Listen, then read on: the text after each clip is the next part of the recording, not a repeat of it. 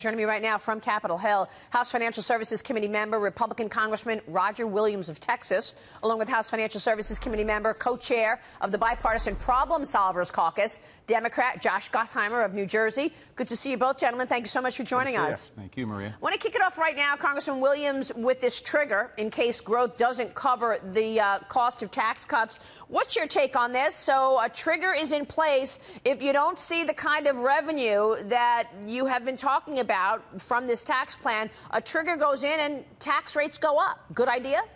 No, I don't like it at all. You know, as a business person, I think it's wrong. The problem is we need a trigger to, if we don't reach certain thresholds, we need to cut expenses. We don't need to raise taxes. I mean, we're talking about tax reform, for crying out loud.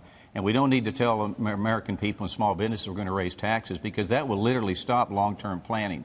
If we're short, we need to get it through cuts in the federal government, massive cuts in the federal government. That's the trigger I would support. So that's a great point, actually. So where would that be? What do you cut?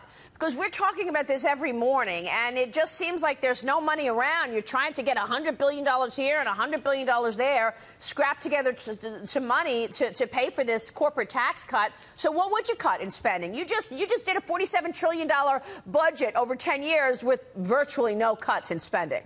Well, there's a lot of waste, fraud, and abuse in Washington, and a lot of people just don't want to cut. But I can tell you, people listen to your show in Main Street America. If they're short $1,000, they find $1,000 to cut. We can do that up here if we have the desire to do it. So there are plenty of room to cut, but we don't need to be raising taxes and at the same time telling people we're cutting taxes. Representative Gottheimer, let me turn to you. What's your take on this tax bill?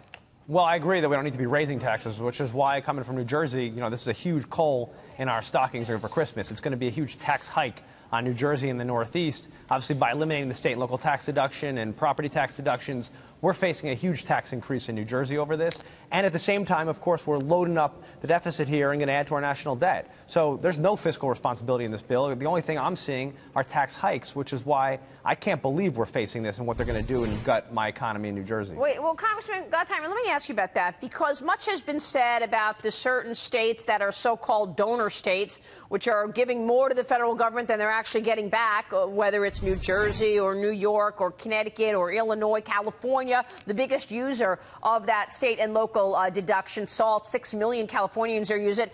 One other category of so-called federal spending, though, in the states is retirement benefits, right? I mean, 3/4 of which consists of Social Security payments, included are payments to veterans, retirement benefits to federal workers, disability payments. These are the largest classifications of funds flowing to the states. That's a big reason why the blue states are faring poorly in the total accounting of the federal dollars, isn't it? It's not apples to apples, because your state's also getting a lot in terms of these kinds of benefits. No, listen, there's going to be, of course, you're not going to mess with people's Social Security, and I think I think Roger and I both agree about that. But here's my issue. It doesn't make sense when you actually dissect the numbers and look at it. There's a lot more in there. There's a reason why Mississippi is getting $4.38 for every dollar they're paying federal taxes, and we're getting 33 cents back for every dollar in my district. But you're getting more money on benefits. But you're getting more money on benefits. That's my point. That does not make that. I know, but I understand. But that does not make up $4.38. I mean, I'll break down the math for you. And what's very clear is you've got other states that are moochers, and other states like mine that are paying way more into the center, and they're getting back. Or and now they're saying you're a moocher because you're getting all this benefit. Or I would say, actually, this what's a clear tax hike bill is now adding on to what we're paying into the middle. And so I'll do the math for you and for everybody and show you that after this tax hike bill, how we're going to just get even more crushed in my state, and we're expected to pay even more. Do the math. Go ahead.